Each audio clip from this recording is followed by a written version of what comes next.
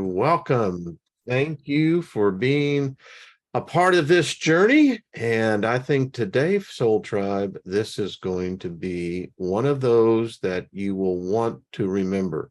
We're going to be talking about a controversial subject, one that, for the American people has been a mystery. I know for myself, I was 8 years old the day our president was murdered, and that's what he was. He was murdered, or at least that's the story, we think, but no one knows.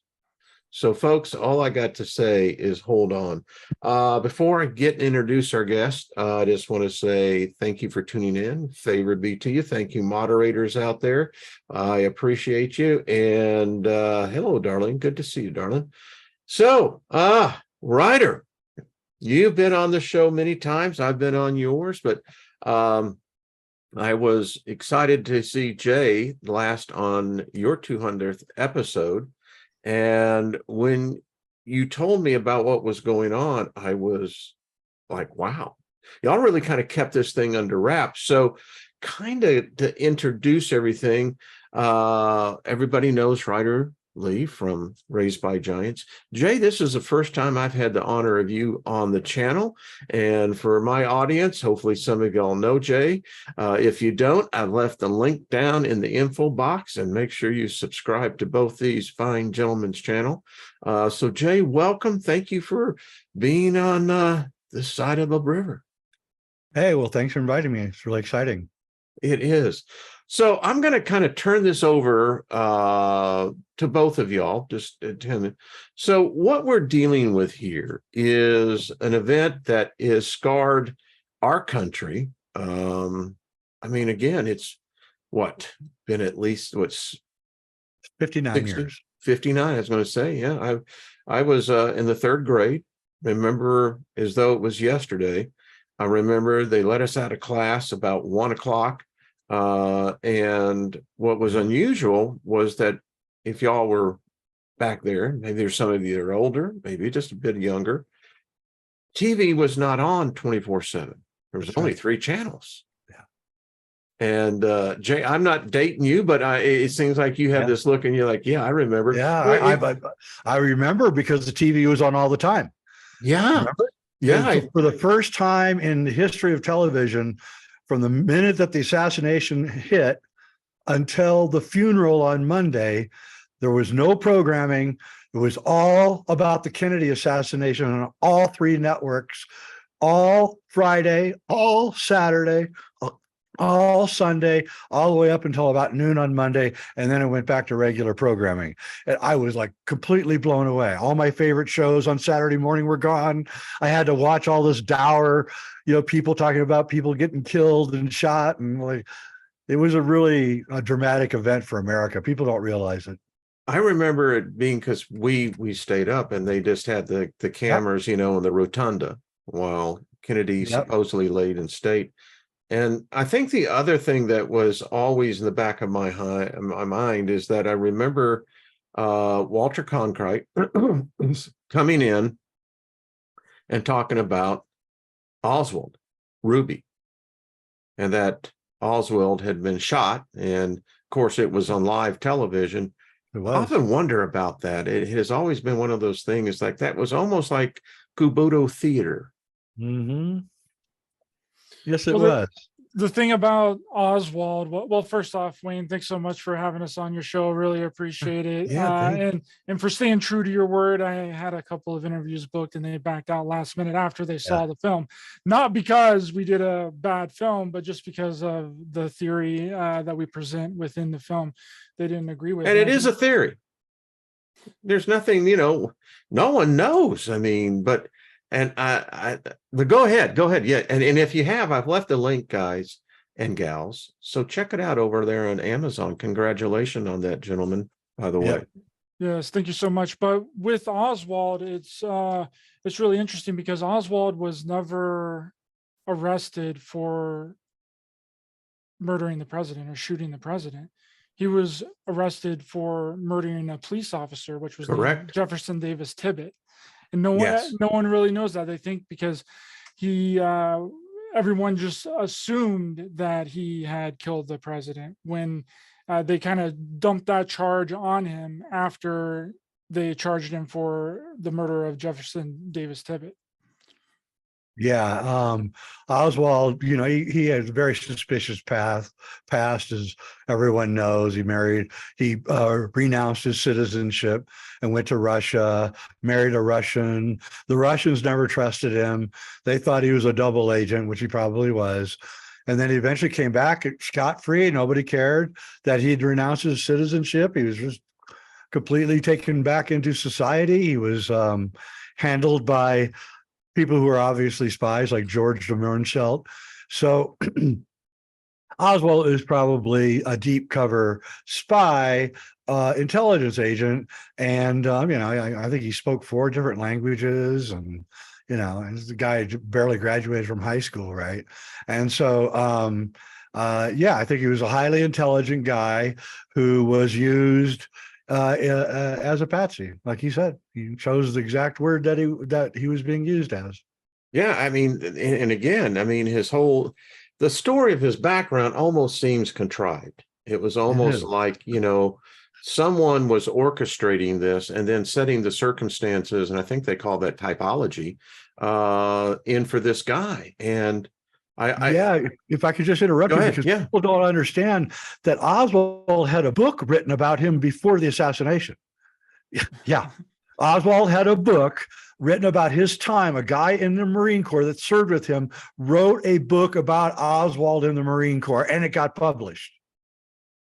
I still remember, y'all remember Gunny, the guy who used to play the DI. He was an actor, and he actually was a DI. He was on one show, and he said, no way. Not with that rifle. Not with, he said, I knew some of the best sharpshooters in the world. No way. No way. Yeah. Also, there's a lot of other problems, but there's no way a bolt action rifle, your first shot's going to be your best by far. So because you have all the time to plan and everything. And the first shot, according to the Warren Commission, was a good hit, but the third shot was the money shot. That would be your least likely shot. And let's give credit to Oliver Stone. When he came out, I still think it was one of Kevin Costner's really great roles.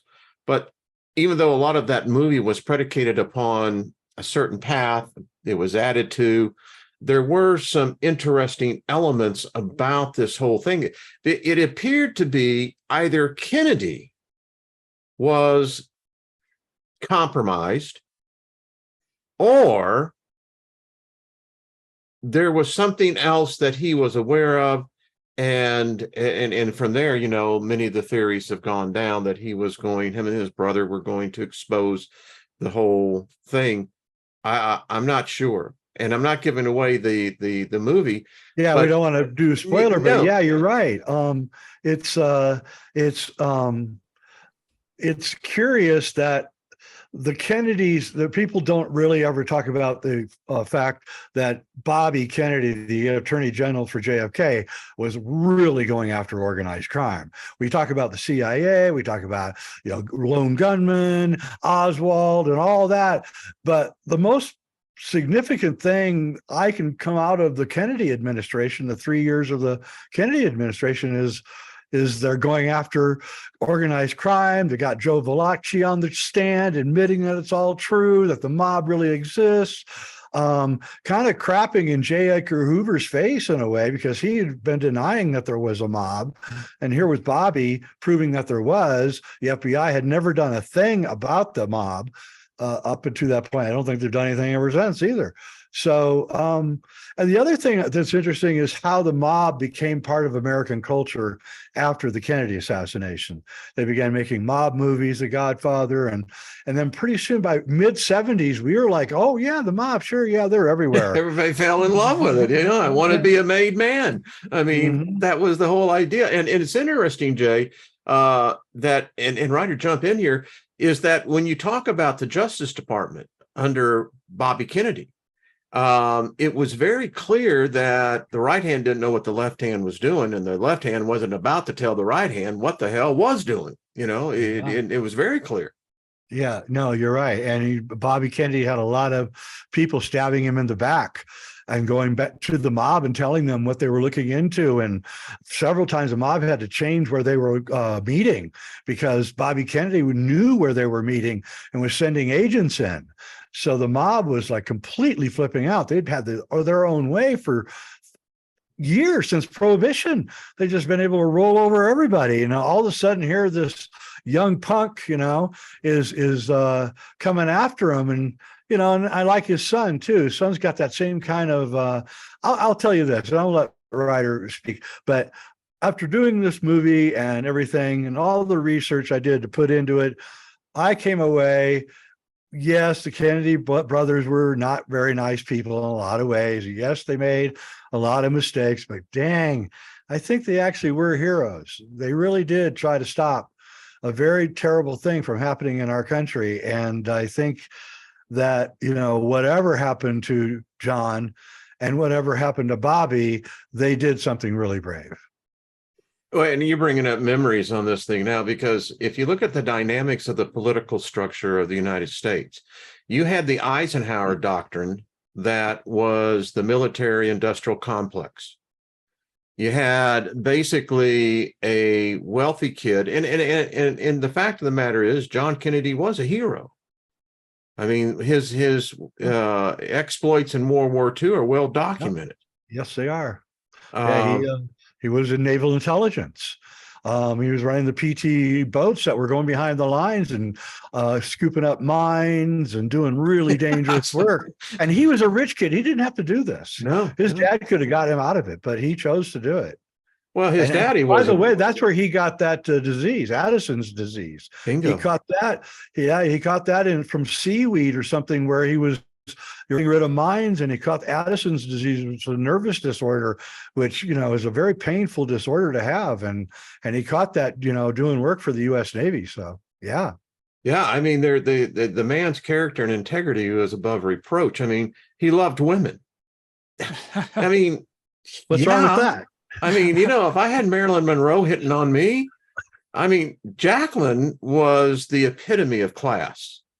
I mean, she really was. I mean, she brought, because she was actually the first lady of the post-war era that was really came from, sophistication. And that's the image that she carried, and that's what the image she did until she passed.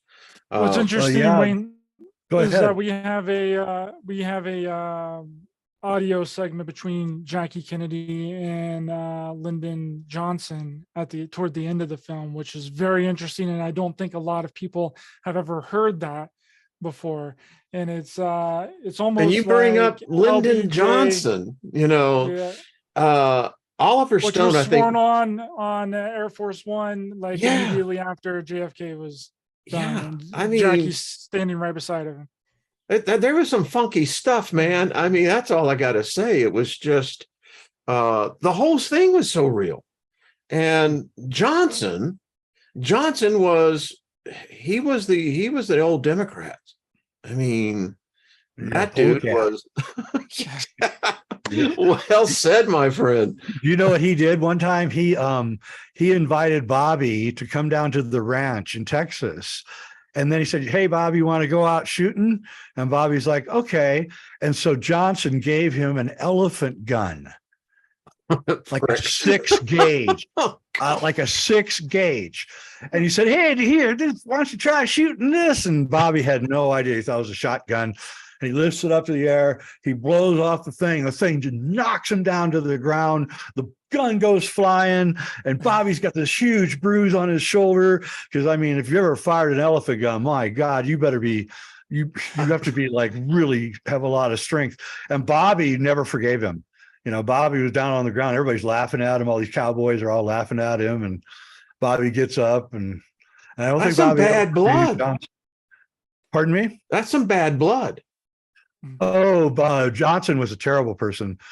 Right near the end of his life, I know someone who was running a hardware store in where Johnson lived, and he said that Johnson came in like couple weeks before he died. He had hair down to his shoulders. He had a beard down to here and all white. And he was just shuffling along. And he looked at the guy when he was paying for whatever he was getting. He said, "Oh man, I screwed up big time." It's odd when you talk about Johnson.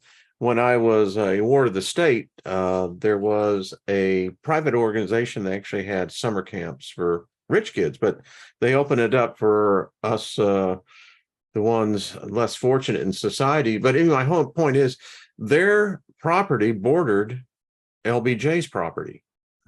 And the Johnsons, allowed them to go onto their property and do it. But anyway, and Johnson he was one of these guys that when you look at the geopolitics of this whole thing, I think Kennedy was for peace. I think he really saw an opportunity to get us out of, at that time, an Indonesia policing, and that's what initially it was in Vietnam. I mean, the French got the hell out of there because they knew exactly the quagmire. Oh, yeah. And Johnson had never been in war, but Kennedy had. Yeah. So generally, if you've been in war, you don't like war. That's what I found. And so Kennedy's like, "What are we doing here? Let's get out." He started pulling the troops out, really peed off the Pentagon because they have contracts. People don't realize, but like I have an uncle, he's long gone, but he worked for Lockheed Martin, high up. And when the first Gulf War started, I saw him at a dinner. And he said, I said, "How you doing?" He goes, "Oh man, I'm doing great." And I said, "Why?" He said, "Oh, the Gulf War going, I'm making $100,000 a month." Right. So people don't realize that the military industrial complex makes a lot of money. Like right now, they're making tons off the Ukraine war. And I mean, these guys are raking it in. And Kennedy saw that. And he knew that Eisenhower's warning about this, he took it seriously. And he started doing really crafty things like moving bases to other states and making sure that things weren't centralized. So the Pentagon was more spread out, and then putting civilian leadership in. And so Kennedy was like really, like we say in the film, he was really pissing off a lot of people. In fact, there was no end to the number of people that he was getting angry at him. And so as we show in the film, the events of November 22nd, 1963 were almost foreclaimed or whatever, because we know that there was a hit out on him from the mob. We play the recording in the movie. They said they're going to shoot a high-powered rifle from the top of an office building. FBI informant and the person who's planning on setting the whole thing up. The mob had hits out on him. We have an interview with the mobster in the movie where he says, "Yeah, Kennedy had peed off everybody, and that's when they ordered the hit." And so what we're showing you in the film is a theory about the assassination, but what we say about the Zapruder film itself is not a theory. We're actually showing you, for the first time, we're using high technology that's just been recently developed in the last 6 or 7 years, where we can take an old movie and put it through this technology, and then it removes frames and scratches and repairs the entire film so it looks as pristine as like it was shot yesterday. And so what we did was we just put the Zapruder film through that kind of technology, and then we're finally, for the first time ever, really able to see the Zapruder film clearly without any damaged scratches or anything. And what we show is what really happened, at least on the Zapruder film. Anything else, because we also show that the autopsy pictures of JFK do not match what you see in the Zapruder film.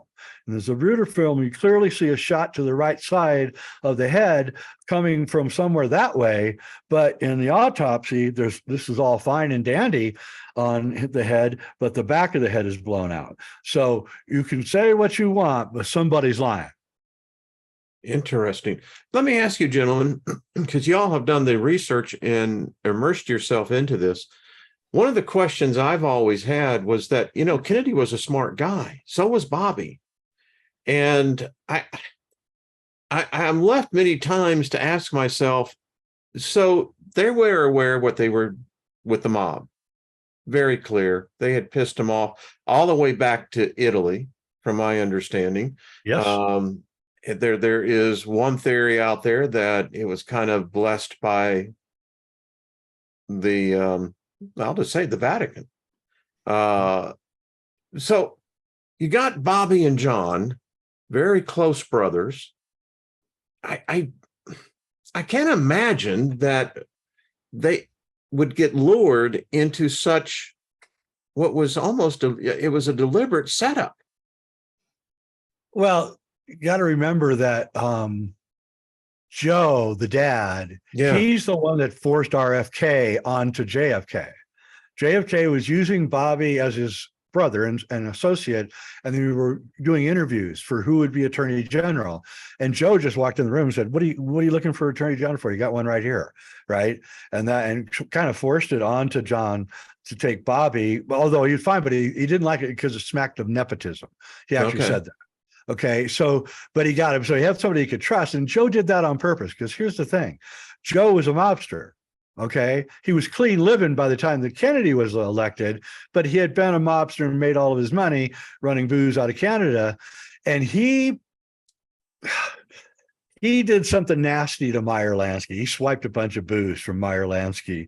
And Meyer Lansky was really not the guy to piss off. Meyer Lansky never forgot or forgave anybody.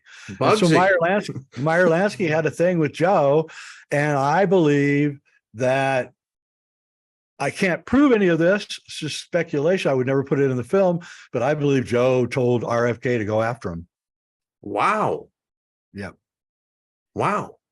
Mm-hmm. Huh. Yeah, which is crazy because RFK, literally, I watched all of RFK giving his speeches and everything for the making of this film. And it's unbelievable. And we put it in here, the things that RFK was saying to Congress and in these lawsuits. Pretty much everything that he was saying back in the early 60s has been parroted through conspiracy community. They're saying the exact same things, just in different words. I mean, we show it in the film.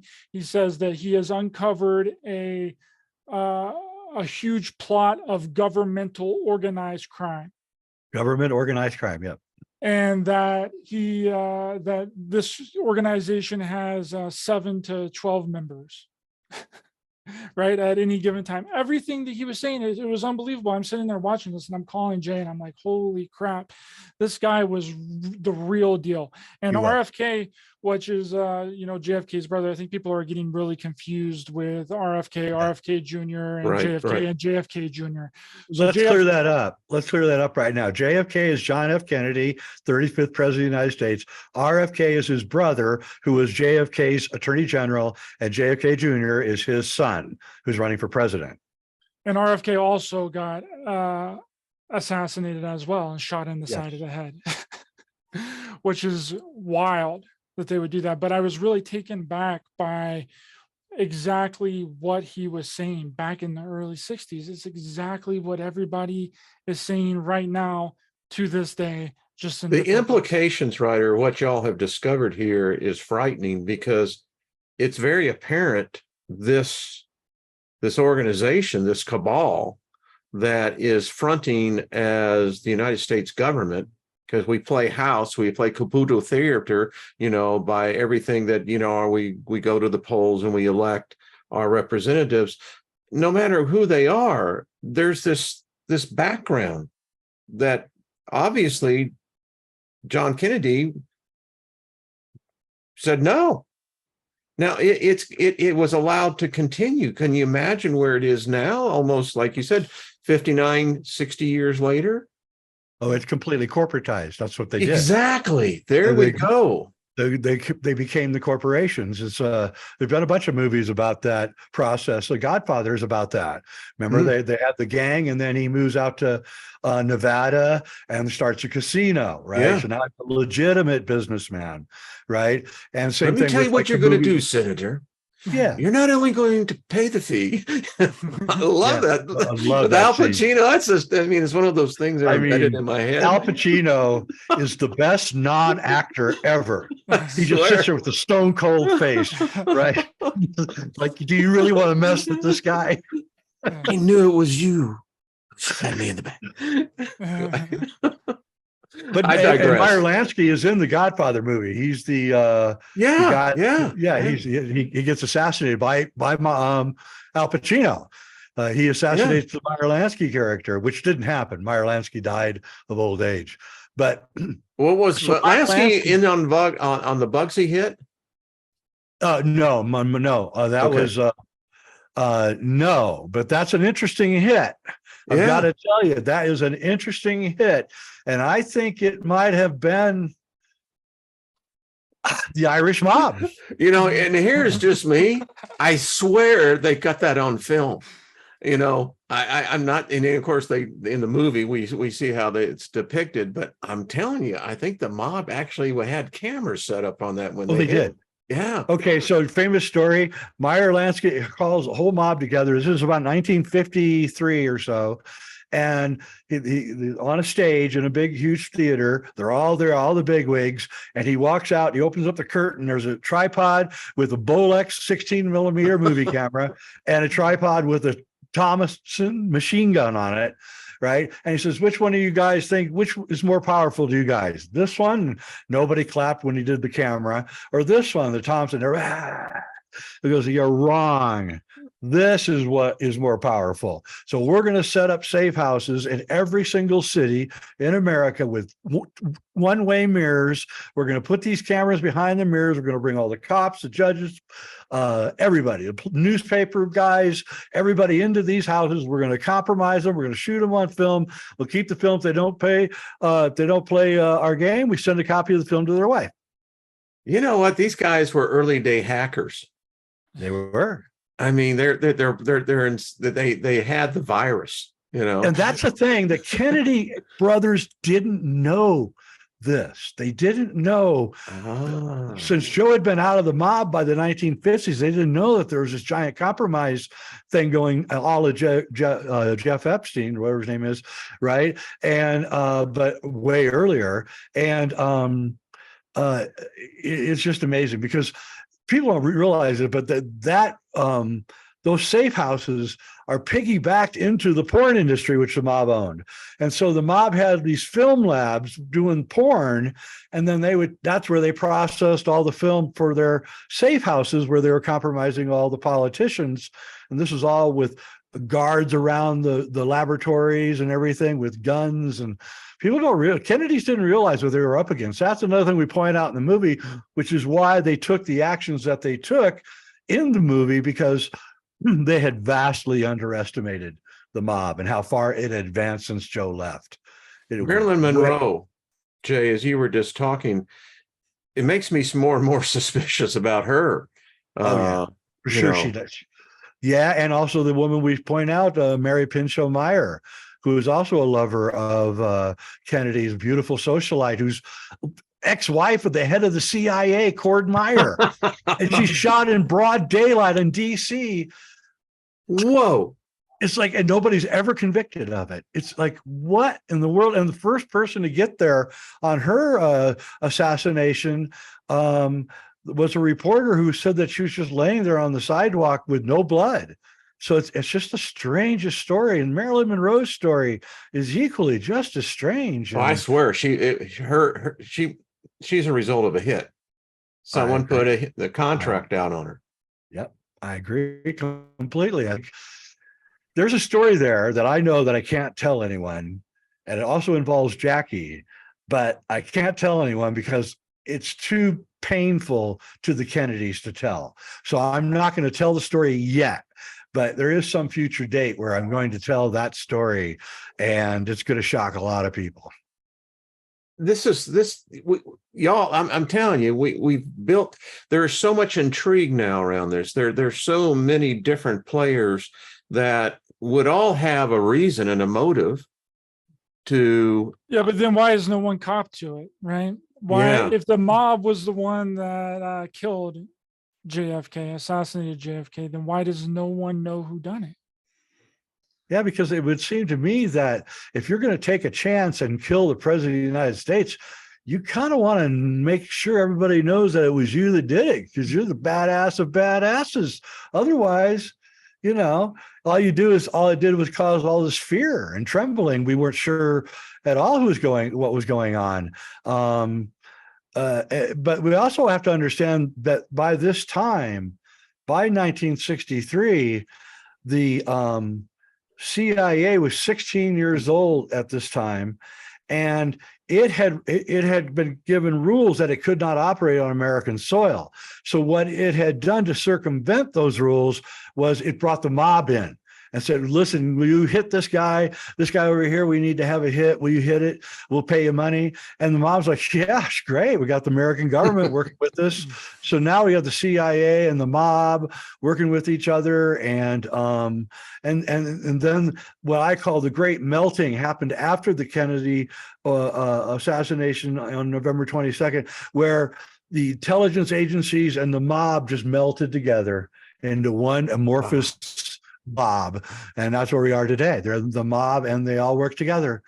And they also work with like cult groups too. So now cult groups have been brought in to this kind of marriage between intelligence agencies, the military, the mob, and so we're getting this weird like cult thing going now, where they're making cults to mind control people.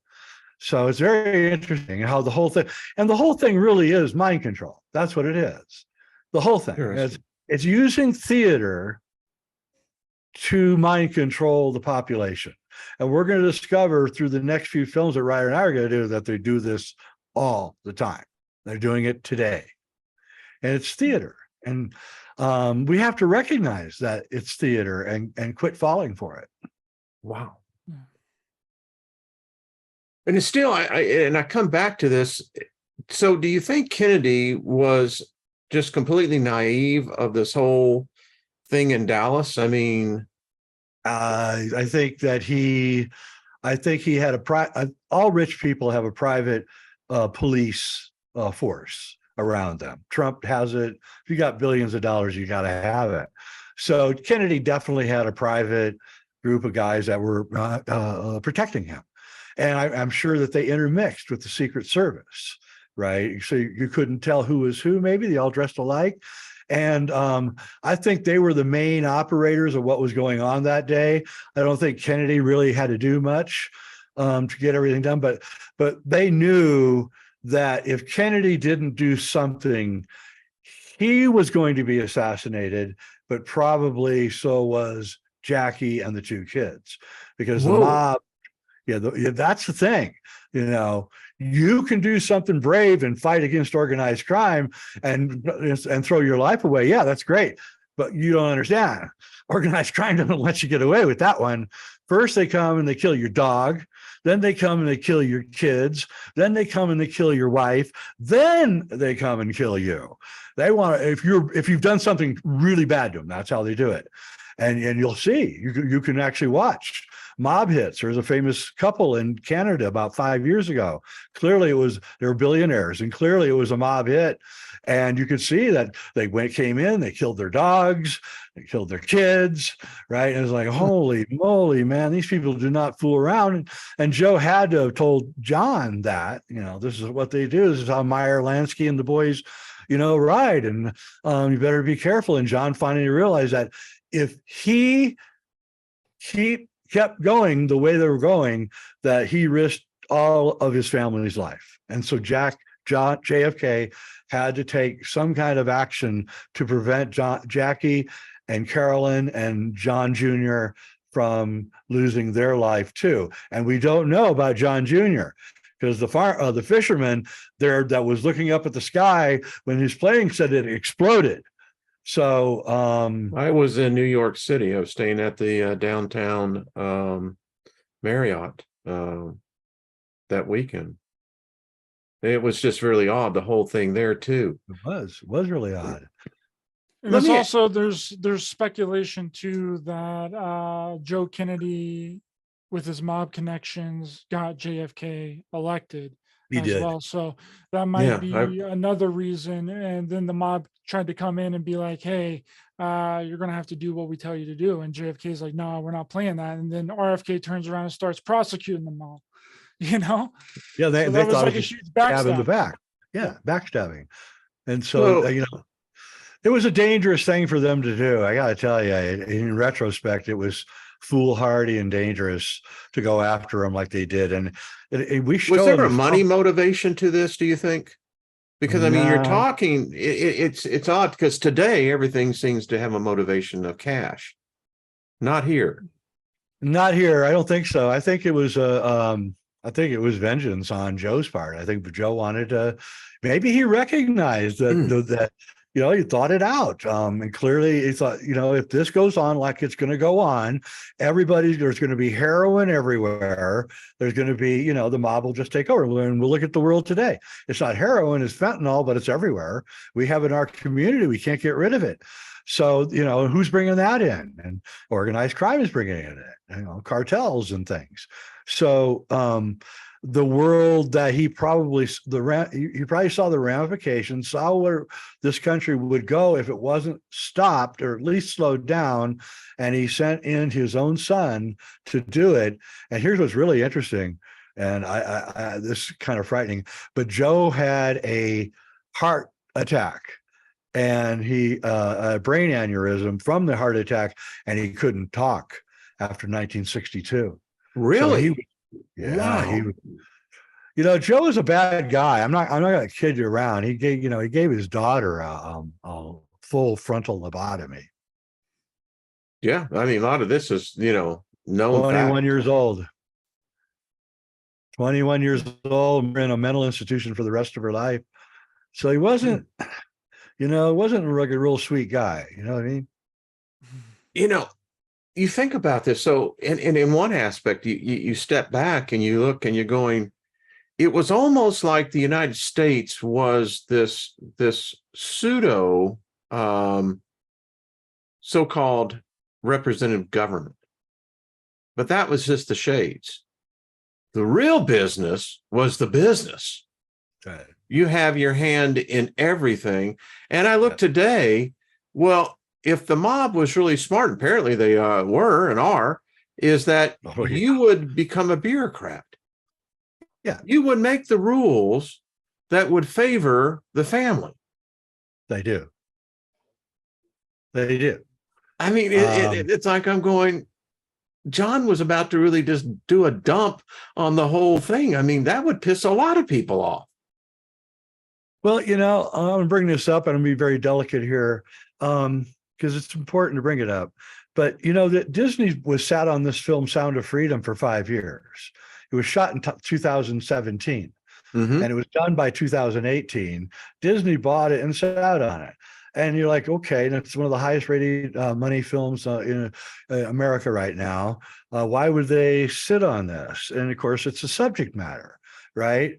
Okay, so the subject matter, why wouldn't they want that subject matter out? Well, because one of the things that the mob discovered was a really great way to make money was trafficking people. Yeah. And they didn't really discover it until like 20 years ago or so.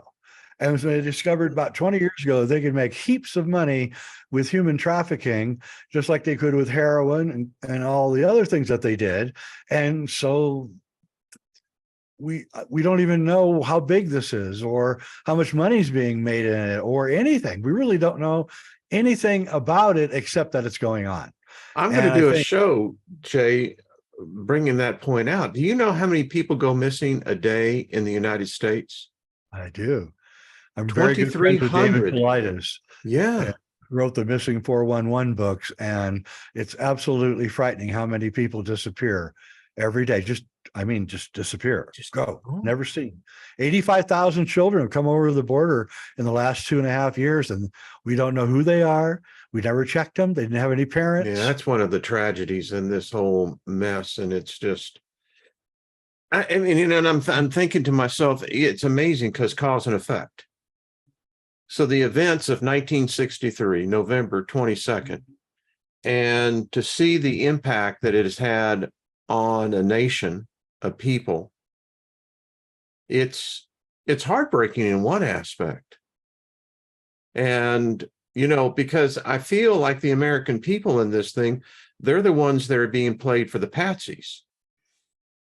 Well, And the FBI and the Secret Service knew what happened, right? And that's why they didn't follow up on any of the eyewitness accounts, none of the people that were that claimed to have seen something, the person that had the shrapnel in the side of their head, supposedly, right? They didn't follow up on that.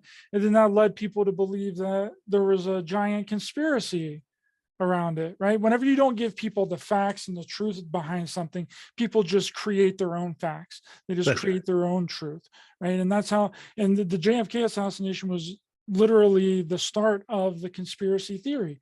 That's where all of this stuff came from. So we're taking it all the way back in this film to the original conspiracy theory.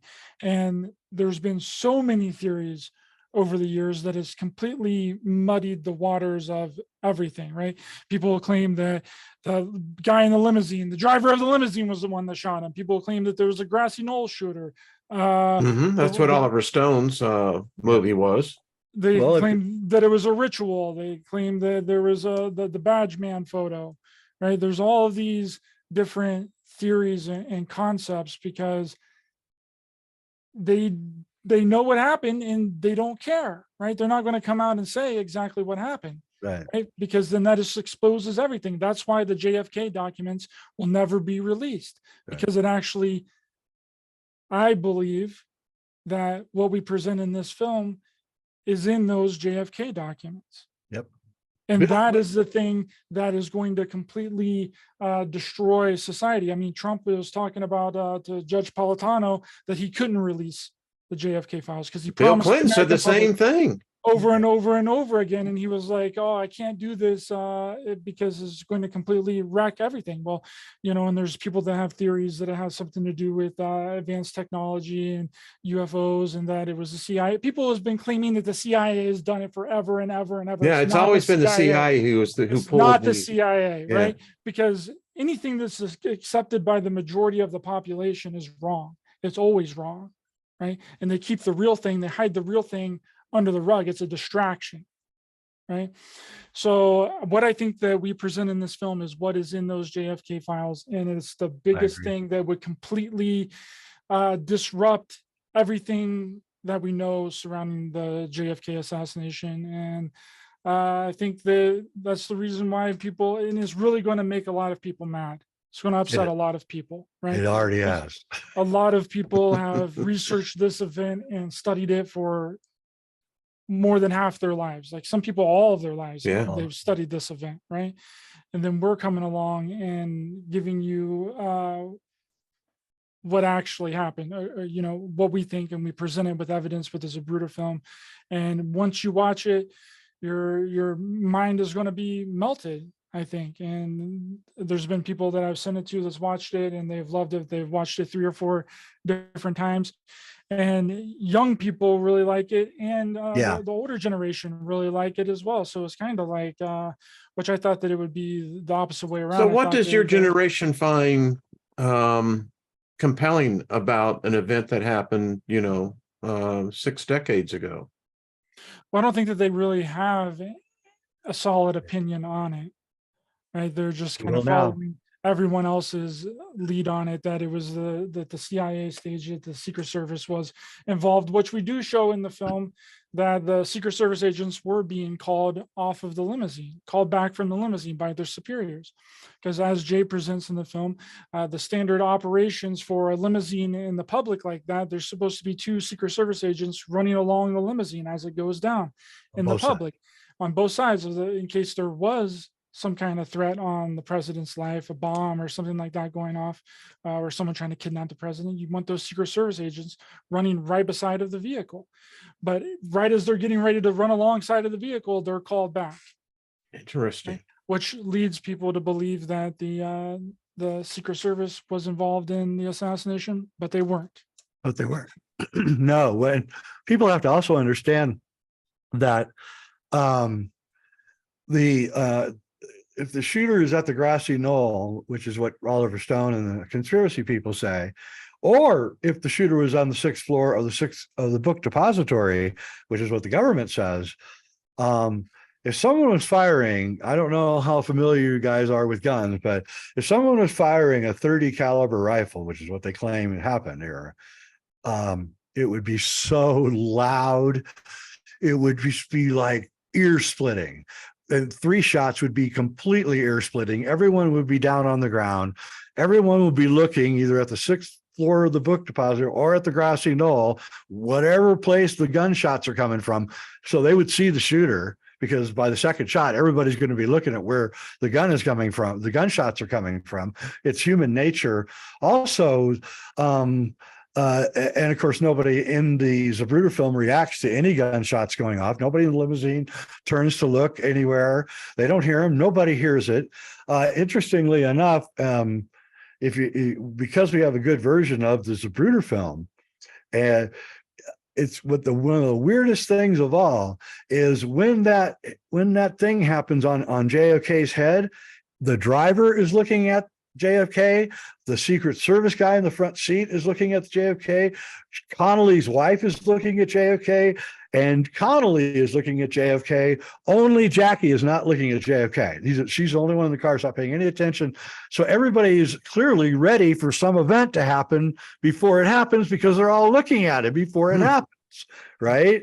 So, and this, of course, people who see that, they're involved too. Oh my God, the Connollys and the driver are all involved. And I think what we do best in the film, and I really have to give Ryder credit for his directing and editing, is we capture the chaos of that day really well, I think. The very chaotic things that were going on, but also we show in the film how you can take a little tiny piece of evidence and run full boogie with it, writing books and screenplays, and it's all based on really flimsy, almost nothing evidence.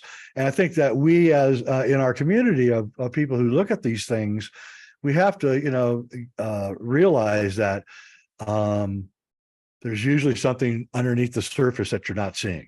And when you look under the surface, lift the hood and look at the engine, you see what's really going on. So there's a superficial world they show us, then there's the real world. And all events are that way. So, I can't hardly believe anything I hear on the news anymore. I've been on Daily Plaza, been down there, and one of the things, because, particularly as you were saying, Jay, if you understand a caliber of a gun, that the echo off the buildings would have been, to me, I don't know how you're taking the technology they had back then, how they could have ever determine from where the initial concussion came from. Boy, am I glad you brought that up, because we've something missing in the film, which I didn't discover until later, only a week ago, I guess. And that is, so I was watching the film and then I thought, well, why did the Warren Commission determine that there were 3 shots? What's the evidence? So I started looking, and there was a cop behind the limousine who had left his radio on accidentally.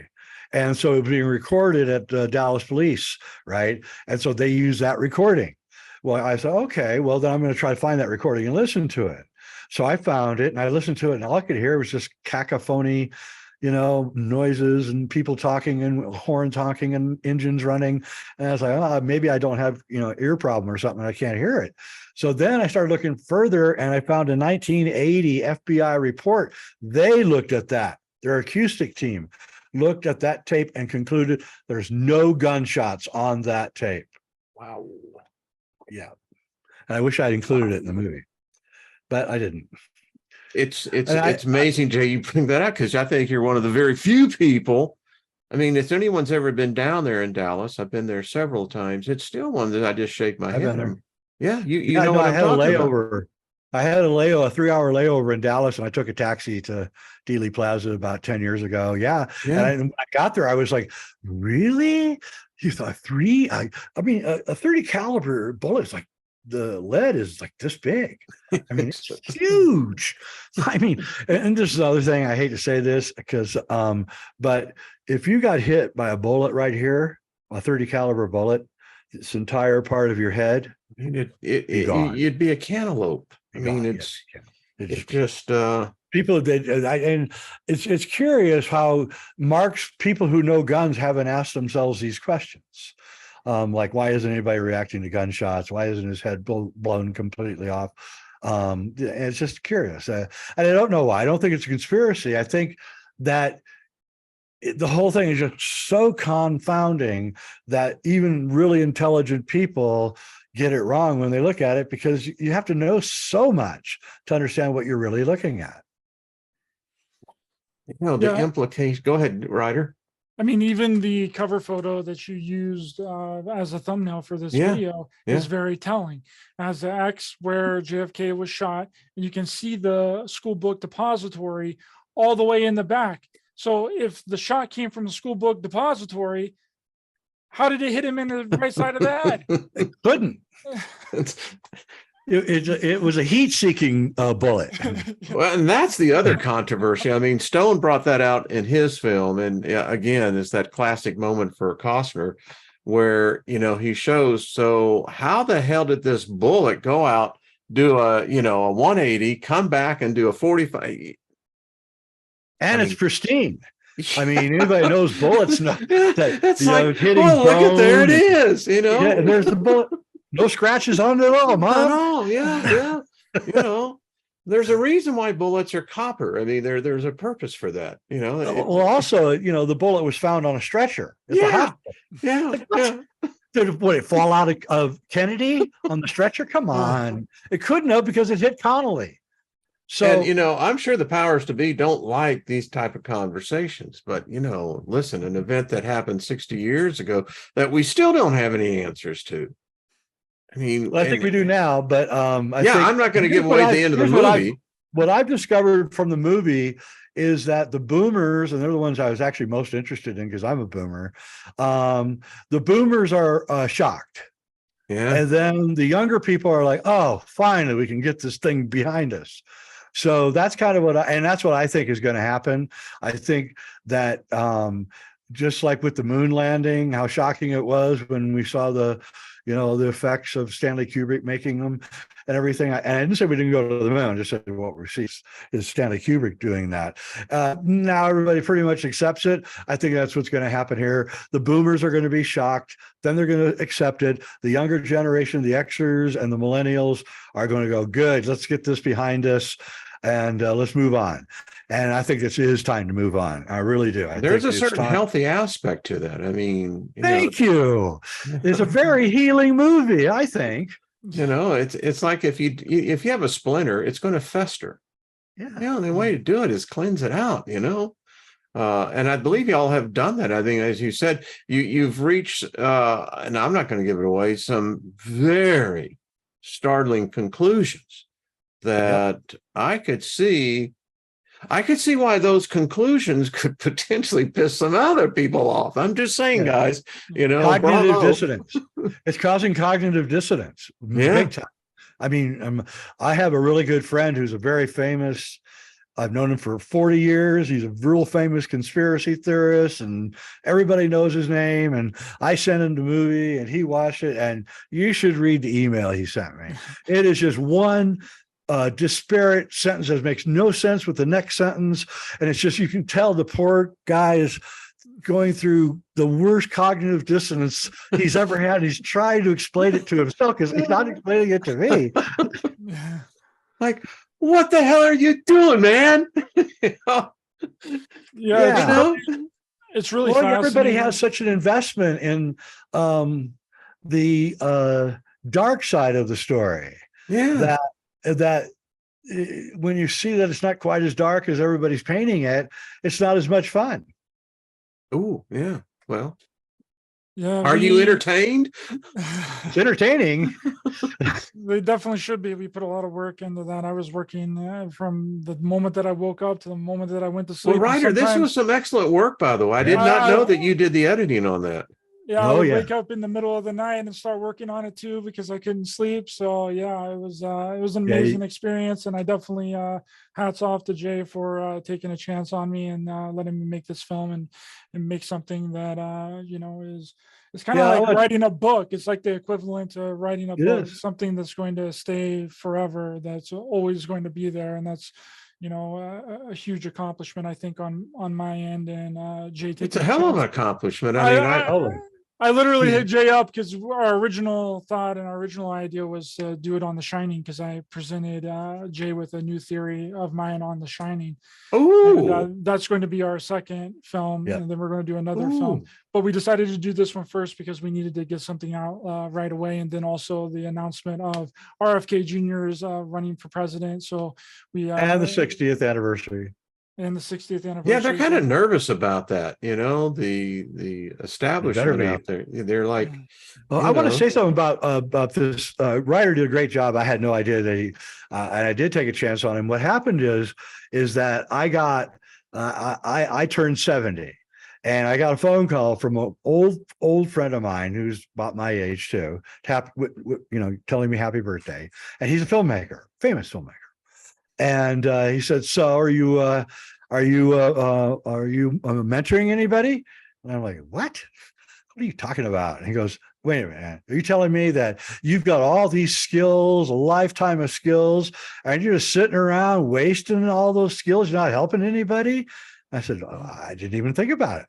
And he said, I'm helping like 5 people, dude, and you're not helping anybody." And I was like, I started feeling really guilty. And then, like, the next day, I got the idea for JFKX. It all just flashed in front of me, the whole idea. And then I was, I think, Facebooking with Ryder at the time. And I said, "Hey, you want to make a film?" And he said, "Yeah." And we split the roles up. I said, "You direct and edit, and I'll produce and write." And he said, "Okay." I said, "Well, can you sleep on a couch for 2 weeks? Because I haven't got anything but that." And he said, "Oh, no problem." And he actually had it worse than a couch. So I'll say that. He had a cot. Anyway, so he came down here. And I'm really tall, Jay. I'm 6'4". Yeah, he's really tall. He really is, folks. I mean, if you've not seen Ryder, I saw you with Trina, and I said, "He's definitely damn, that dude is tall, man." He's a redheaded giant. And so from the day that I got the idea to the day it went up on Film Hub and Amazon Prime, I should say, 88 days total. 88 days total. That's the fastest film I've ever made. And to me, what I think happened is the universe, whatever you believe in, higher power, said, "It's time. It's time for this to get out. It's time to put this behind us.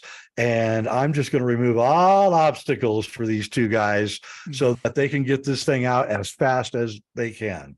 And I mean, even the Film Hub is all AI. It's really a pain in the ass to work with. You have to do all the work yourself. Nobody helps you. There's no help center or any frequently asked questions. And I'm like, daunting task of being this, guy who's not really super high tech, having to do all of this. I'm determined to do it. So I'm just like Ryder's working 16 hours a day. I'm trying to get this thing up 16 hours a day. And then we got it up and got it on Amazon Prime, and the rest is history.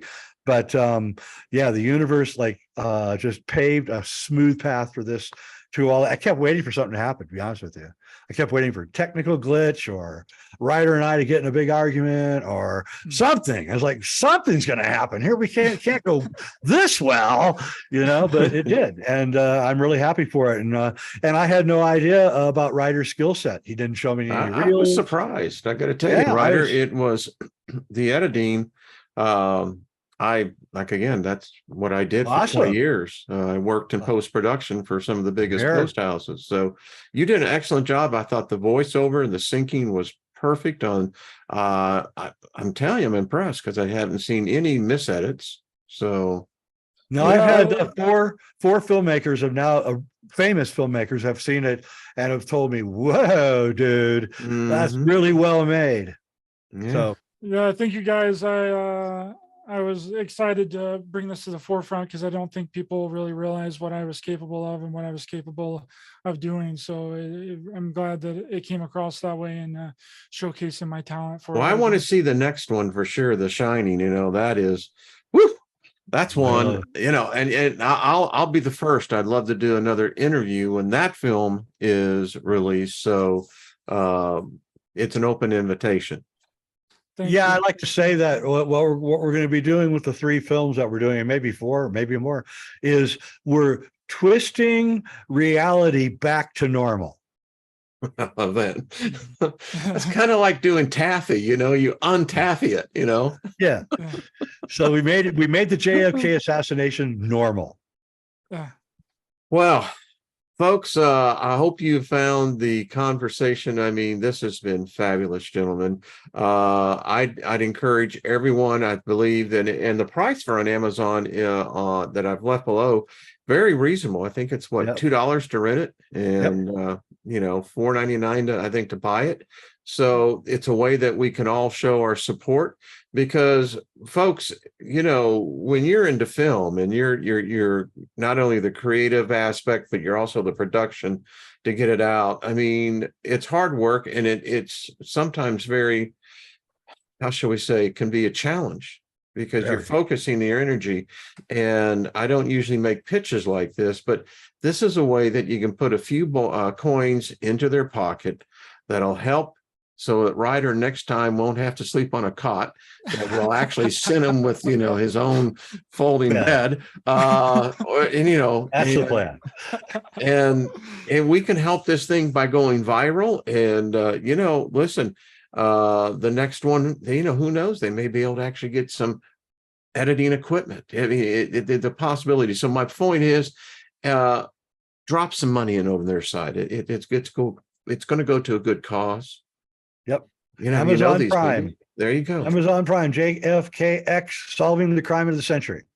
And by doing that, also, the more hits that they get over in Amazon Prime, the higher it will go up in, when you're browsing, And if you like it, please give it 5 stars and a good review. We really appreciate it. Bingo. There we go. So please share it out with your friends and your family and everything. That really helps. This is a grassroots thing. Like we don't have a big production company behind us. We don't have not yet distribution. Not yet. I hope for the second one we do off of this film, because the second one's going to be amazing. Abracadabra.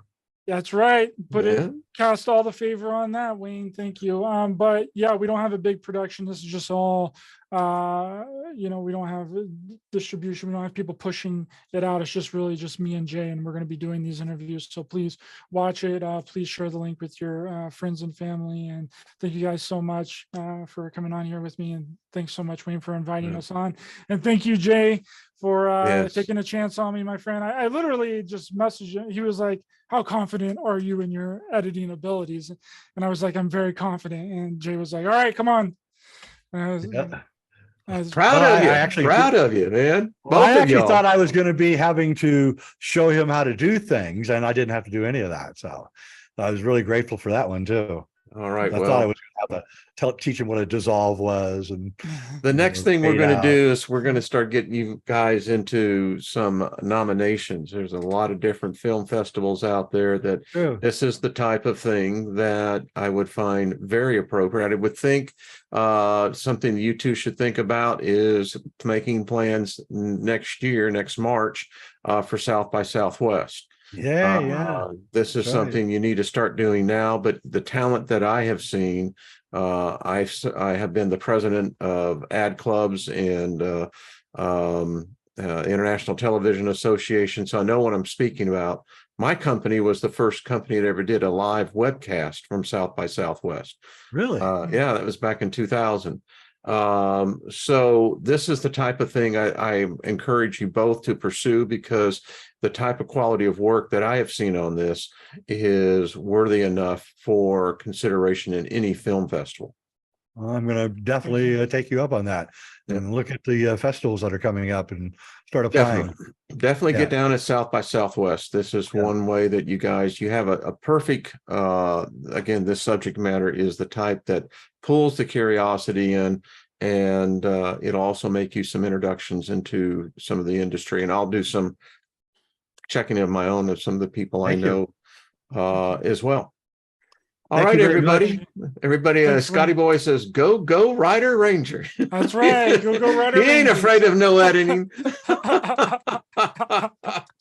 Gaia says she's worked in many film festivals. So Gaia, if you want to help them, maybe send them some in direction on this, go and watch the movie. You're going to enjoy it. You'll see what I mean. And I expect this next year to see this being probably award winning. So that's where I'm looking at. Wow, thank you. Thanks so much, Wayne. Gentlemen, much love to you. Thank you for tuning in. you. Stay with me on this one. Folks, thank you as well. Again, show these folks how much you love them. And the best way you can do that is A, go watch the movie. 2, give 5 stars, and then subscribe to their channels. All right. Much love, everyone. We'll see you again.